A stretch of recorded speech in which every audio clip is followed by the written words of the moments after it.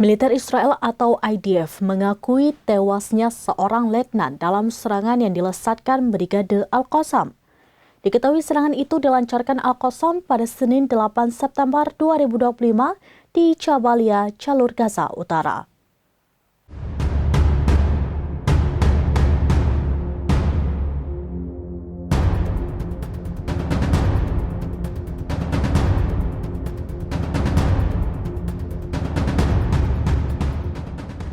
Militer Israel atau IDF mengakui tewasnya seorang letnan dalam serangan yang dilesatkan Brigade Al-Qassam. Diketahui serangan itu dilancarkan Al-Qassam pada Senin 8 September 2025 di Jabalia, Jalur Gaza Utara. Dikutip dari Tribun News, sayap militan Hamas itu melancarkan operasi Tongkat Musa untuk menghadapi pasukan Zionis. Selama beberapa hari terakhir, Al-Qassam menargetkan sejumlah tank, kendaraan, dan pasukan Israel di berbagai wilayah. Khususnya pasukan Zionis yang berada di lingkungan Zaitun, selatan Gaza, dan Jabalia di utara jalur Gaza. Al-Qassam menyerbu sebuah tank dan melemparkan alat peledak. Operasi tersebut sukses membuat tank IDF terbakar dan para awaknya tewas. Al-Qassam menembus pertahanan Israel meski IDF sedang dalam siaga tinggi.